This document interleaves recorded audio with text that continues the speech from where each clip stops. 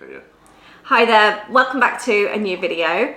If you're new here, I'm Ade and... I'm Lisa. Yeah, so welcome to our channel. If you don't subscribe, please subscribe.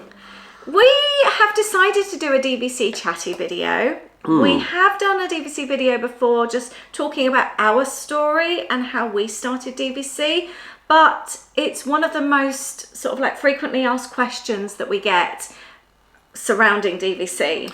Yeah, just generally lots of questions about it. And this actually came up, we recorded a Q&A last week in actual fact, so DVC came up there. So in that one, if you didn't watch it, please go and check that out. But we basically said we would record a separate video. So yeah, this, as Lisa said, this isn't like our story. We've obviously covered that before. This is more just answer your questions, but also to explain how it all works, I guess, isn't it? And we just wanted to try and simplify it, because I think this was something we found when we looked into DVC and we didn't really properly look into it. I watched a couple of videos, I was just curious what DVC was. We never looked into buying it.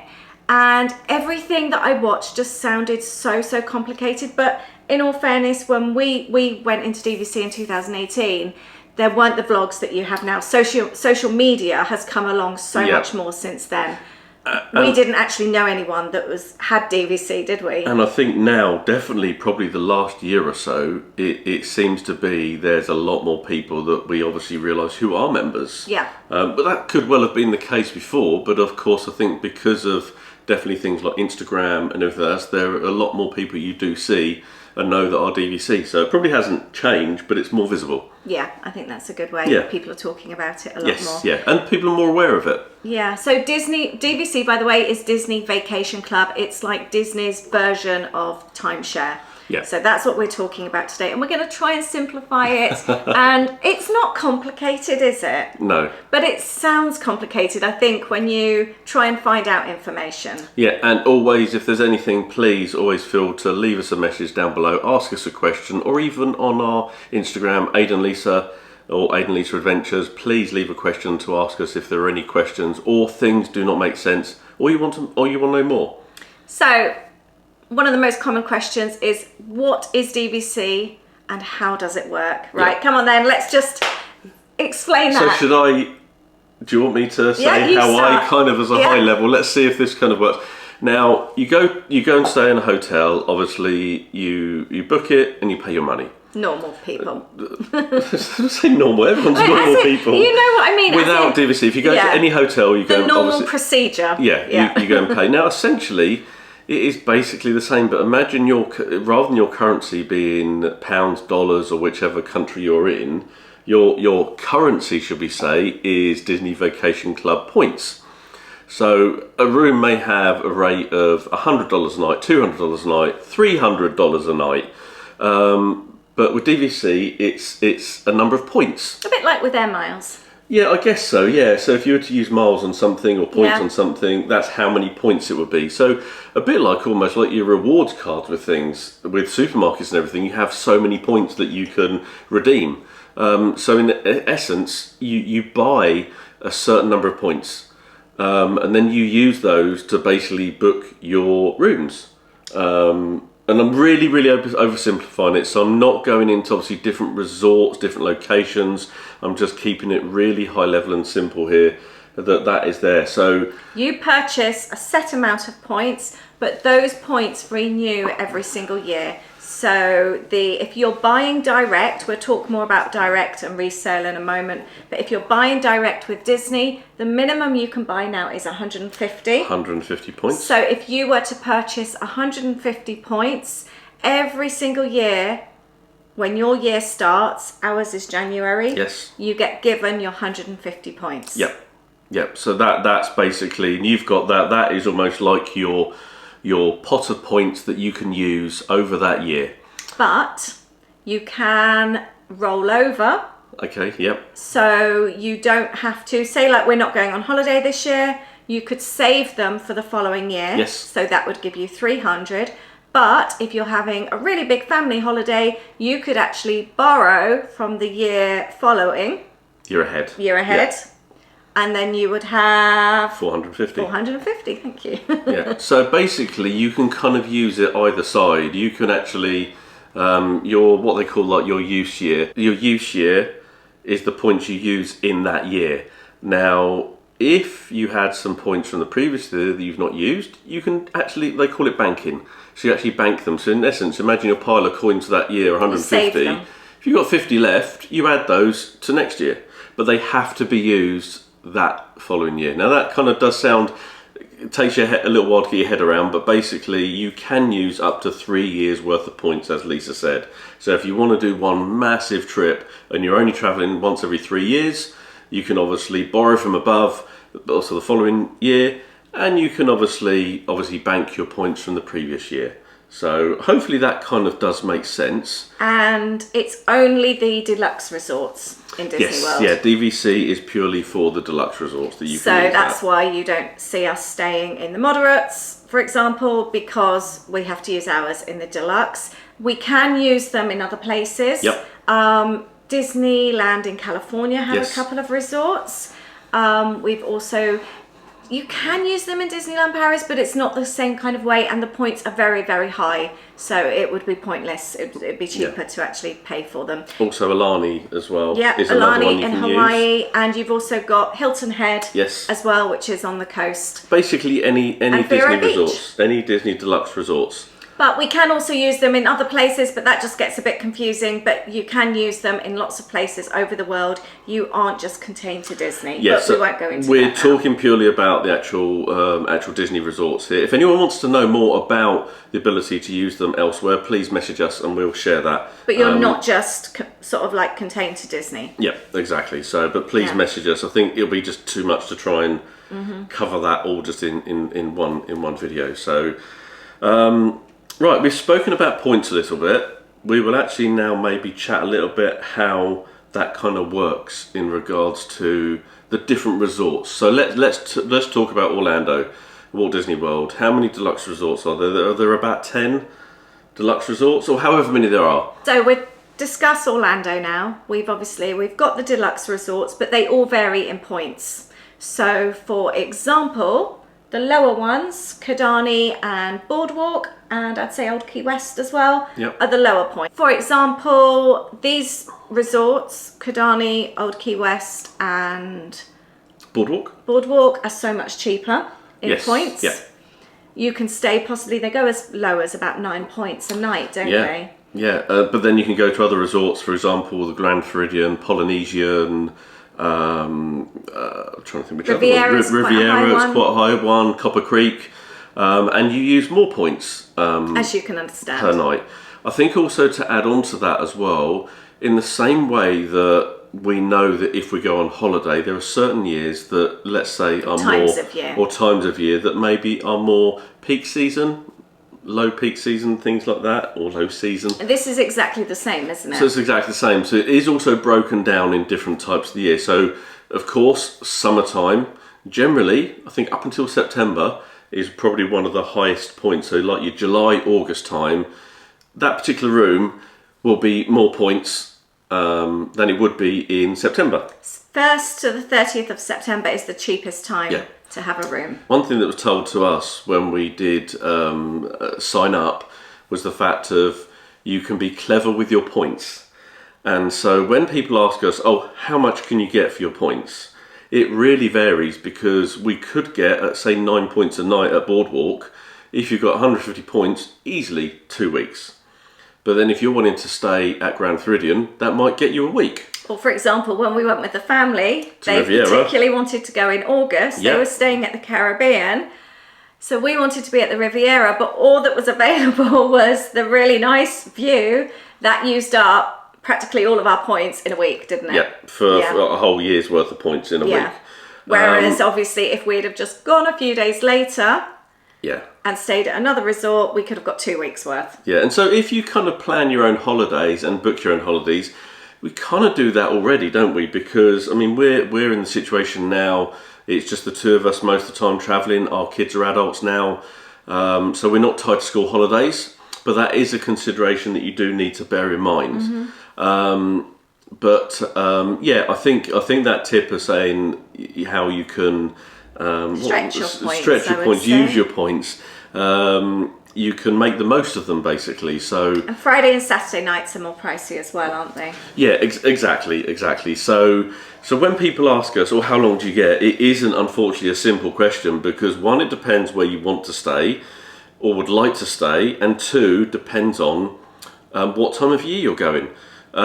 So points charts are available. I will show some examples. Also, for example, as you can imagine, if you're staying at Animal Kingdom or Kidani, you're going to pay more points for a savannah view than you are a standard room that could potentially be looking out over the car park. Yeah, and most resorts actually have that. For example, some will have, if you think of Bay Lake Tower, they have a theme park view and a lake view. The theme park view will use more points. The same as most hotels, isn't it? You might have a sea view in a hotel. So yeah. it kind of works in exactly the same way. And getting your head around those points, essentially it's the price of that room that you are using. Now, one thing we haven't covered about this, we've been talking about points and you buy this, is the fact of how long do you get this for? That's a good question. So when we did ours, and we're talking from our experience as well, the only new contract we could buy was at Copper Creek. And the new contracts last for a period of 50 years. So when we buy into this, there's a price per point, and you buy your number of points, and then that lasts you for 50 years. Now this is for new contracts here. Yeah. So we said earlier on we'd be talking about resale and new contracts. Now when we did it, Disney only sold new contracts. Looking at some of your questions here, I can see some people have been asking about, they've been looking into buying direct with Disney, but for some of the resorts that I know, I believe they'd stopped selling as new contracts, but they're not resale. So this brings me on to another question or another point, just to, if you're looking into this and you're chatting to Disney, because this has changed from when we did it. For us, it was just literally, that was the choice. That's what it was. When Riviera went on sale, they were all new contracts, all 50-year contracts. So we've not actually looked into it ourselves. Maybe we should investigate a little bit, but please give us feedback on your experiences. But Disney are selling direct contracts. But for example, this person asked a question, they're buying one at Copper Creek. Now, I'd be interested to know what length of contract that is. So please check the duration of the contract. That does bring me on to the question a little bit. Should we just chat about resale a little bit to make people understand what resale is about? Well, Crochet Ninja does actually ask us, and that takes us on quite nicely. Yeah. Any regrets buying direct, given the price difference between buying resale? So if you kind of think of, if you're new to this, direct with Disney is like buying Your a new build house. brand new house. Resale is buying a second-hand house. So you call it? Yeah, you call a house a second-hand house or such. Lived in. It's pre-owned. Yeah. So somebody has already been using those points. So it could be you have got 20 years left of a contract. Yep. If you're buying an older contract, somewhere like Beach Club. Could be you're buying Riviera and it's maybe got 45 years left, but you won't get the full 50 years. So that's why the contracts are generally cheaper, because you've got less years left. And also, they are generally cheaper because the point value is less as well. So I don't know what the current point value is. That's a good point. Do you want me to share what we paid for our points? Are you happy? Yeah. So our points we paid at Copper Creek were $182 per point. I don't know what they are now. I think they're well over 220 now. Maybe if anyone's been chatting to Disney, either leave us a message here or message us on Instagram to tell us. I don't know what the current direct sale point is for the resorts, or if it's even different. I think they go up generally twice a year. That's the other tip as well. If you're really thinking about it, Don't hold off. Yeah, because they only go up in price. So I think they're at least, and please correct me if I'm wrong, they're at least $220 per point. Now that is direct for new contracts.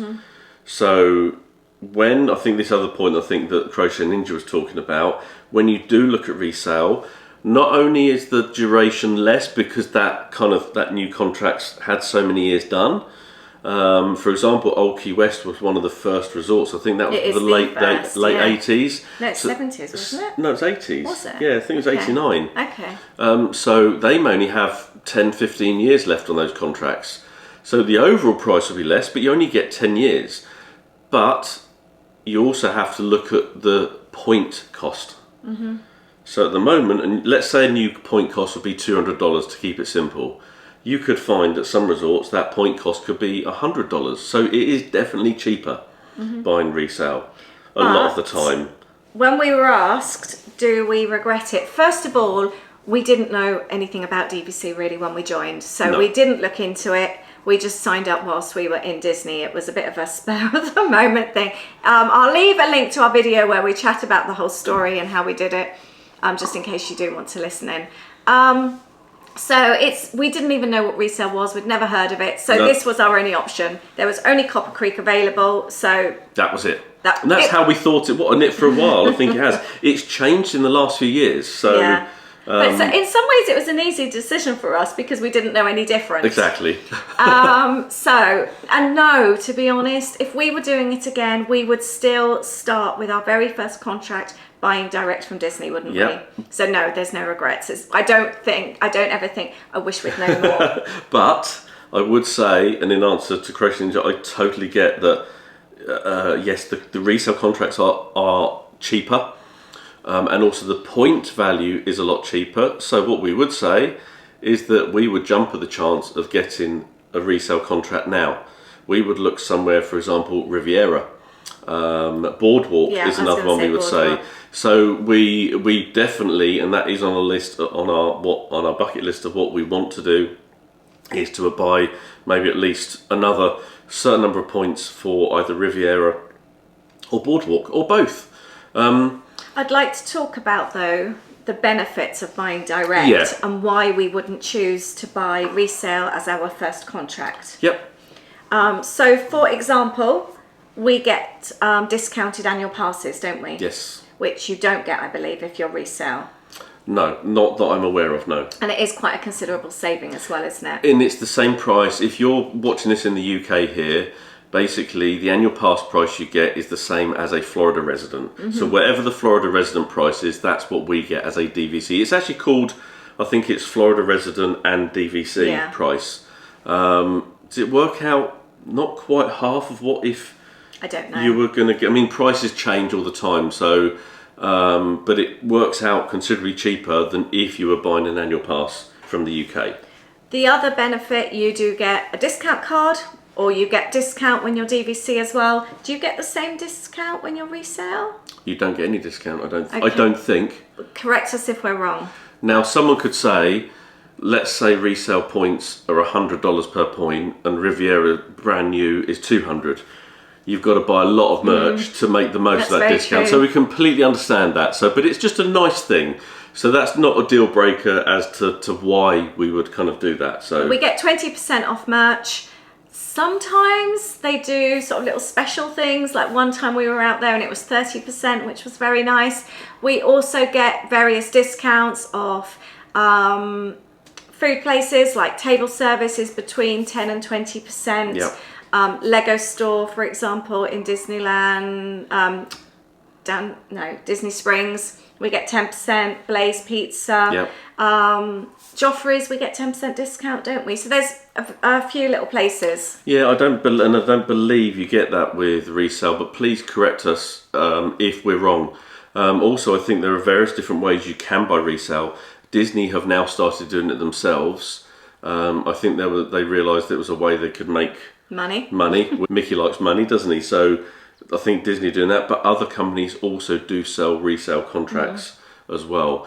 We don't know the whole process of that, but I know from some comments here and also from some people that we've spoken to, friends, etc., that have looked into it, you almost have to be accepted for it as well. It isn't just a case of, oh, I want to buy that, I'll buy it. Is it? It doesn't seem to be just as straightforward. And maybe if people have got any comments, please share those, because we'd like to know more, because when we come to do it, we need to know that as well.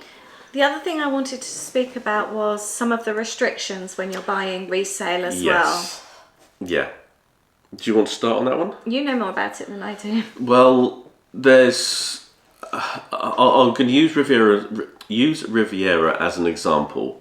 And this is something to bear in mind if you are buying a direct contract with Disney. And I'm talking about a new contract here, not resale, but a new one. They introduced it with Riviera. If you're going to keep that as your resort and you're never going to sell it, because you can sell your contracts as well. We could sell up if we wanted to and give all our points back. Disney would buy it back off us, and then that would then become a resale contract that someone else buys. If you buy direct with Riviera, you can book to stay at any other resort. But please bear in mind that if you actually have a look at some of the resale contracts, and you will see if you look at them that Riviera are some of the cheapest out of. They are, when I say cheapest, they're a lot cheaper than resale for example, Grand Floridian, Polynesian, Copper Creek, etc. And there's a reason behind that. If you buy a resale contract at Riviera, you can then only stay at Riviera.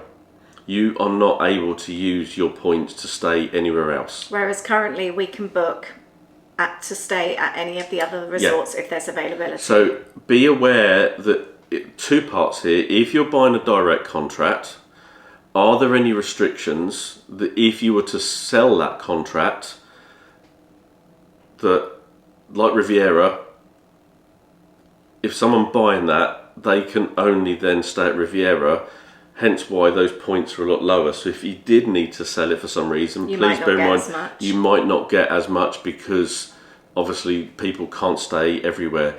I've also heard there's something similar with the Poly as well, but I cannot remember what that is. And again, I'm not going to go into the details of that, but all I would say, whether you're buying direct or buying resale, always read through the contract. Always ask if there's any restrictions on the resorts, because it could be ever changing. And also with new resorts coming up, there's the Poly Tower. There's the new resort that's coming up between Wilderness Lodge and Fort Wilderness. So as new resorts are coming on, just please check those contracts. It may seem very, very appealing, especially if you're looking at resale. You might see a resale. We've seen some which are very, very good, but then you may not realise that you can only take Riviera. You might want to do that. That might work perfectly.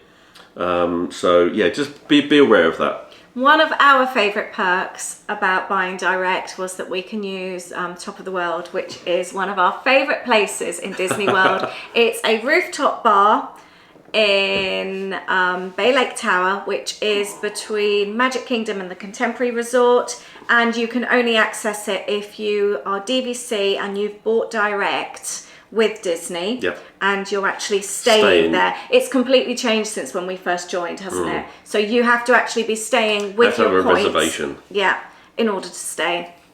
We love it there, don't we? We really do, actually, yeah. Our favourite place to watch the fireworks. Our favourite cocktail is there that we can't get anywhere else, the Cursed Pirate. We really love being there. It's actually now been called the Villain's Lair, hasn't it, for a while? So it's themed like the Villain's Lair, and it's really nice inside. They've got some really cool books in there of like villains, like hideaways and things like that. Dressing up outfits. And dressing up outfits as well in there. So no, it's a lovely place to watch the fireworks from. They put the music in, and it's just really nice stood out there, isn't it? It's nice sometimes you come back from the park and it might be late 'cause it's open till midnight. Yeah. And we've done it before. We've gone up there and we thought, well, we're going to go and grab a drink.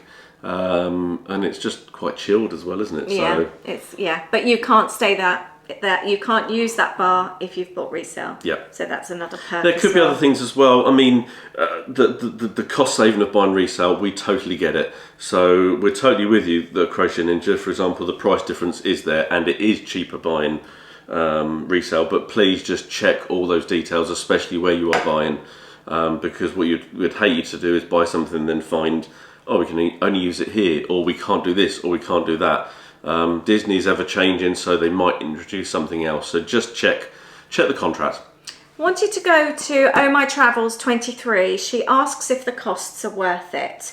This is something that we've been talking about. If you are somebody that just likes to, like, the room isn't important to you, you're happy to stay at the Rosen Inn for 2 weeks, pay sort of like $60 a night, No judgment, that's absolutely fine. We've stayed at the Rose Inn and it's ticked would. our boxes before. Yeah. It depends what kind of holiday you want. If you're happy with that, then possibly DVC probably isn't going to be for you. If you're not fussed with staying on site, you're not fussed with a fancier room, the views and all that kind of thing. I think it's also worth saying, if you're not fussed about being in the Disney bubble, and I totally get that. Sorry, I've interrupted you there. So I was just saying, being in the Disney bubble, and I think for us, do you want to carry on? And No. I was just going to say, for us, it was only when we first properly stayed on site at Beach Club in 2017. It wasn't DVC, it was our first proper stay. It was going to be a once-in-a-lifetime stay. We stayed on site, we loved it. The convenience of walking into Epcot, the convenience of the boardwalk there, being able to walk to Hollywood Studios as well. Just being in that Disney bubble, and it was great. Following year, we went back to staying off site. And it was that year, I think, then it made us realise how much we then really, really loved being on site. But we spoke about this in the car the other day, and like we were saying, when our kids were smaller, it wouldn't have suited us, I don't think, to be DVC members. We liked the space. We liked having a villa or a condo. We were quite strict parents. We kept to our routines. The kids still went to bed at a normal time. We did do fireworks, didn't we, a couple of times? Oh, we did, but we let them then lie in the following day. Yeah. But we had our evenings. You know, the kids would still have dinner and go to bed. I guess we're more early people, aren't we? Yeah. So the kids would need to be in bed at a decent time, but then we would have our evenings. We would sort of watch TV in the evenings, sit on the balcony. We had a whole house really then to ourselves. Yeah, and that again was part of the holiday. So we did our parks, and then we had the resort, which was lovely. So that was great. But doing that in a hotel room, would be, I think, so difficult. I know a lot of people do it, and they love it. So that's great. Everyone's different. And everyone's different. Yeah. So for us, I think, it wouldn't have worked necessarily at that time. We weren't all about the parks then, were we? No, whereas now, I'd actually have to say now, we are actually a bit of a blend. Because you mentioned the Rose Inn and other similar hotels as well. And we love doing our split stays. In actual fact, it means then we can actually maybe do more on site. Yeah, that's true. Because our trips, if you follow us and watch our vlogs, you'll probably find that we do, and you'll see that we do stay on site and off site. Our trips, there are certain things we do like to do off site, so you kind of feel, if you're doing that, do we really need to be in the Disney bubble whilst we're doing those bits and pieces? Going back to those, are the costs worth it? Yes. When we are then staying on site, we feel it's completely elevated our trips. We're staying in resorts that we wouldn't have been able to afford to stay in before. And for us, again, I don't think we're the typical park goers. We do like a nice room. We do, and that's the other thing as well. It's changed the standard of room for us. And I'll sort of like pop in some little photos and clips here. For example, the standard Disney room is your typical 2 beds, bit of a dresser type thing, and your bathroom. Yep. Whereas the most standard of rooms with DVC is called a studio, and you've got your double bed, you've got the pull down sofa or a bed sofa, and you've got then a kitchenette as well, haven't you? So you just feel like it's easy to live somewhere. And then you can obviously go larger. You could have the 1 bedrooms, and then they start coming with a laundry room, or the 2 bedrooms. So it's just completely changed, hasn't it? Yeah. How we have our trips. We haven't touched on that in actual fact, is we've spoken about different rooms, like having theme park views and lake views. Disney Vacation Club, you can also get what they class as, do they call them villas now, the 1 beds and the 2 beds? So you get not only what they call the studios, which is essentially like a hotel room, like Lisa said, they have kitchenettes, but they also have 1, 2 and 3 bedroom options. Now, of course, the points go up accordingly. And I think, if I remember rightly, one of the most expensive rooms is the 3 bed, or all 3 beds, of course, but in Bay Lake Tower, I think is close to maybe 200 points a night. And for a theme park view, which is a lot of points. So it's worth considering. There are other options, but they are a lot more points as well. So yes, you can do them, but unless you've bought a lot of points, you might struggle to stay there a week or 2 weeks. Or like somebody like us during COVID, where your points get rolled over and you have to use them by the end of the month. we managed to book a room. We did, yes. That would be a one-off. It was a use or lose them, and it was amazing. Yeah. So we did do that. We have stayed, and again, comes back to talking about the point cost as well. We've stayed at the Old Key West 2-bedroom, and Anne went to the 1-bedroom, absolutely loved it. But the point cost is so much lower than a 2-bed at, say, at Riviera or at Grand Floridian. So if you are going with friends, it can make a lovely way to enjoy being on site in Disney. So there's ways you can use your points. I think also when it comes to like how you like to holiday, we like quieter spaces. So for us, staying at the deluxe hotels, but we like the quieter pool. So you've generally got the DVC pool, which there's no music, you've got no lifeguard. It's just literally a pool, and that's what we like. We will always be at the DVC pool. Whereas obviously if you go to some of the other resorts, you've got, so for example, like the value resorts, you've just got the one pool. There's no hot tub. And obviously you don't have that quietness. So again, for us, it's just changed the sort of quality of the trip. I'm just going to touch again on, for example, are the costs worth it? For us, definitely yes. For what we've paid for our contract, we, in regards to room costs, have definitely already, I mean, I think within our 3rd or 4th trip, we actually had paid for itself already. So, for that point of view, yes, it has, but then you will have people saying, but I don't think I'd pay to stay at a Disney Deluxe Resort for that price, and we totally get that. Yeah.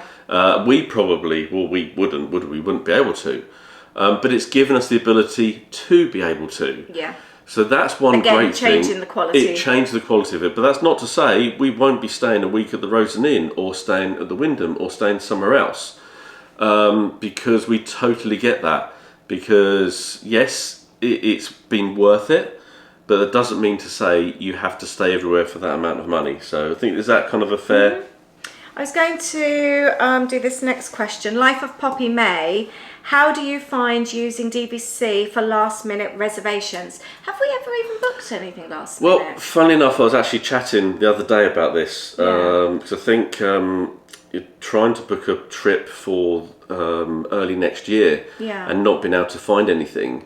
And I think that's, I think it was Poppy I was chatting to about that. So what we've generally done, and this brings on to how you book the points, is generally your home resort you can book 11 months in advance.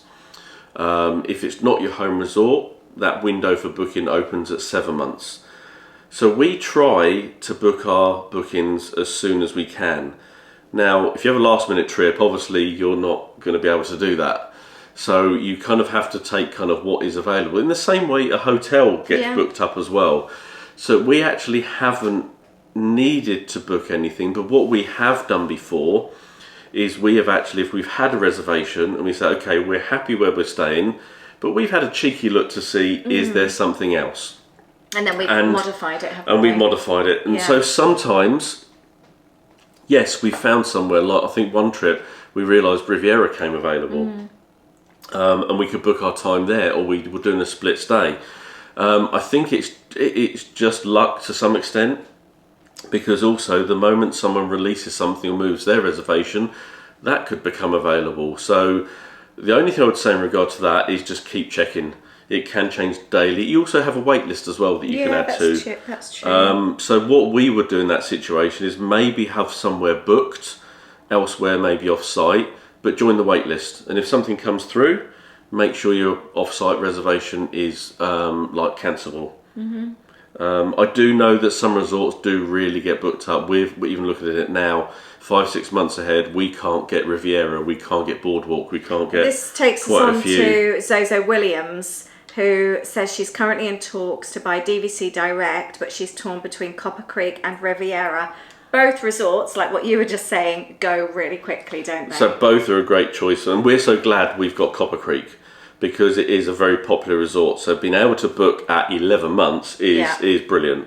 So I would say for you, it's whichever resort you would be happy being left with. If there is nothing else available, which resort would you want out of those two?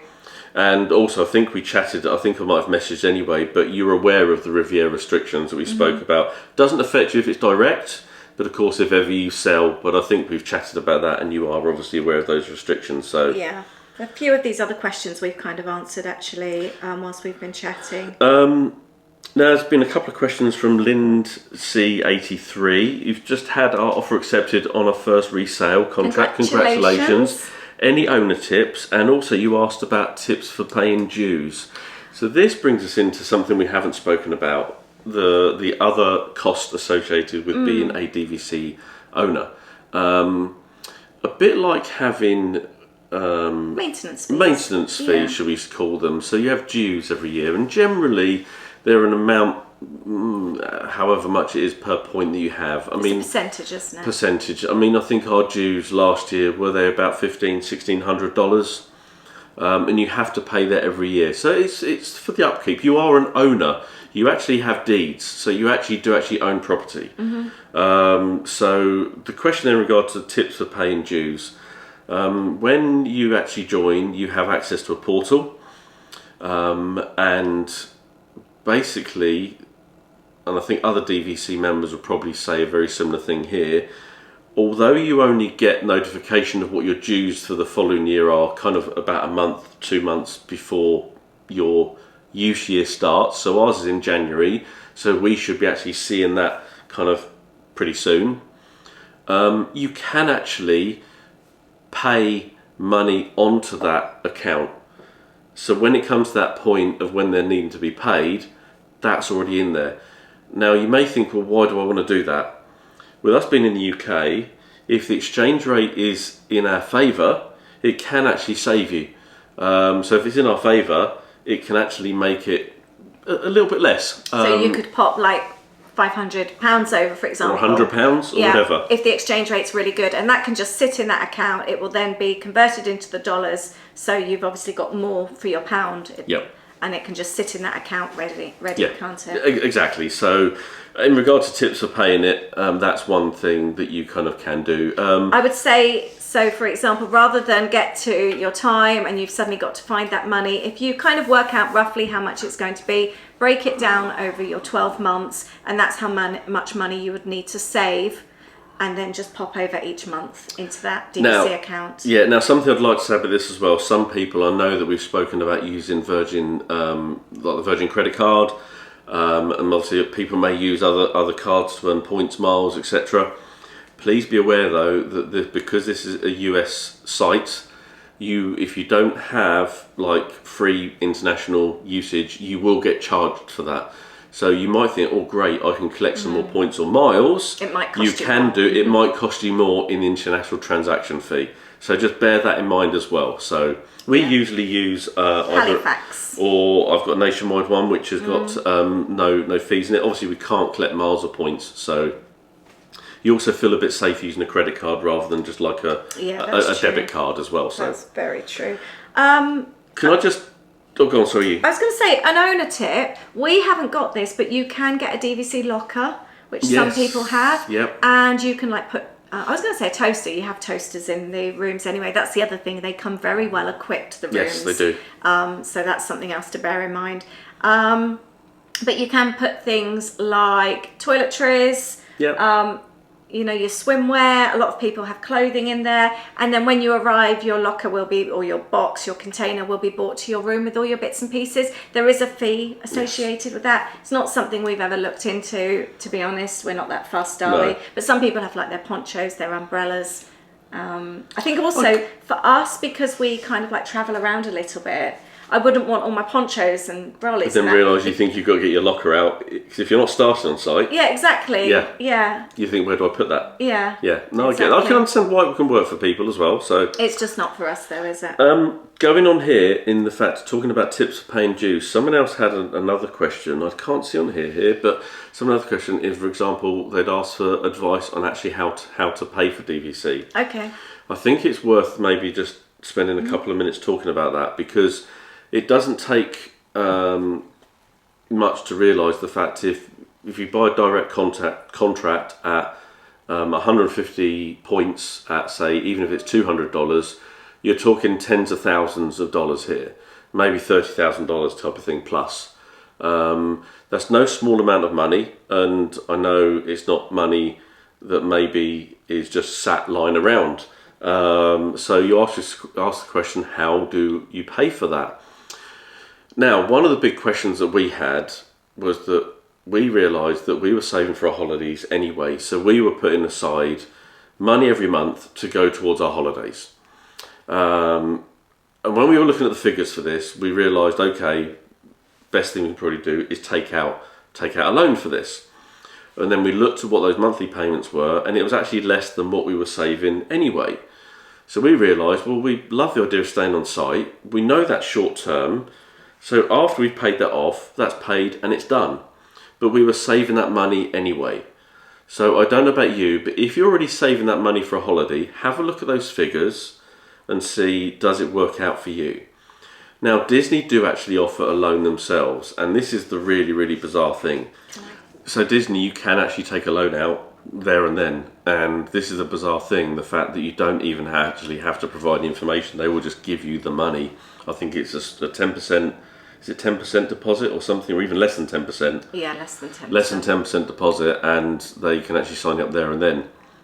Which is what we did. But then they say a lot of people then come home, get a loan, and then obviously decide to do that. The reason for that is that the Disney interest rate is very, very high. It was something like $10 a day, wasn't it? It's really, really high. This is going back to 2018. It was extortionate. Yeah, so that's the way of doing it. Of course, if you're in the fortunate situation or there's something there that you've got the money then to spend them by direct, you can just pay as you would pay sort of anything, but that's what we did. You can also manage, if you do go down the Disney loan route, that'll also appear on your portal and you can pay it off early, and that's essentially what we did. That once we got the loan, we paid that balance off Disney and then carried on paying. So yeah, we're all paid up, so essentially now every time we book, we are almost staying, I would say for free. We're not, because we paid a lot of money. So yeah. The other thing that we wish we'd have known about, which we didn't, and again I think things have changed, and this is I think something really important to bear in mind, is that it's not recognised over here in the UK. So if anything were to happen to you, it's not automatically going to be handed down to your next of kin or your kids or anything like that. So this is something I think that's quite important. So we had the opportunity when we were buying our contract that we could have added our daughter in. It has to be over 18s. The kids, however, they weren't with us. They'd gone for a wander around Saratoga whilst we were doing all the boring stuff, and we were told, don't worry, next time you come, you can just add her on then. Yeah. So we thought, oh, okay, nice and easy, we'll do that.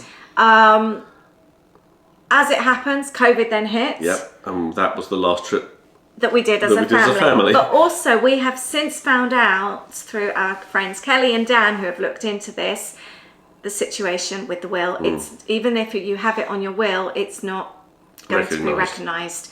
So we wish we'd have just waited, brought our daughter back when they come back from their walk and added her on, because at the moment we don't know what would happen to it. And we've also since been told now that you have to actually now have an attorney, you have to pay an attorney to add somebody on when you're over there. And also that you can have it added into your will, but you do need to involve someone from the US, I think, legal system. It's not just something that can be done from here. So that's a big regret of ours. Yeah, so please, when you're looking into this, it may not sound like at the top of your list of things to remember, but it's worth doing that. So obviously, but it does go through your mind, would we just lose it? Yeah.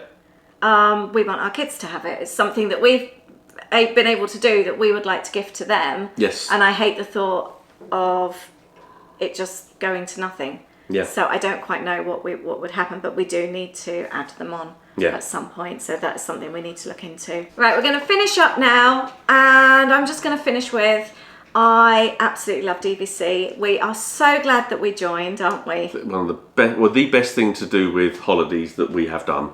Yeah. And it just feels like now, like our trip next year, we know we've got our days booked at Copper Creek. And it just feels so nice knowing that we're going back home. So yeah, we would 100% recommend it. Yeah, and if there's anything we haven't covered, please ask those questions either on YouTube or message us on Instagram. So thank you very much for watching, and I hope you enjoyed this and hope it was worthwhile, and hopefully it made sense as well. So thank you so much. We'll see you in the next video. Bye. Bye.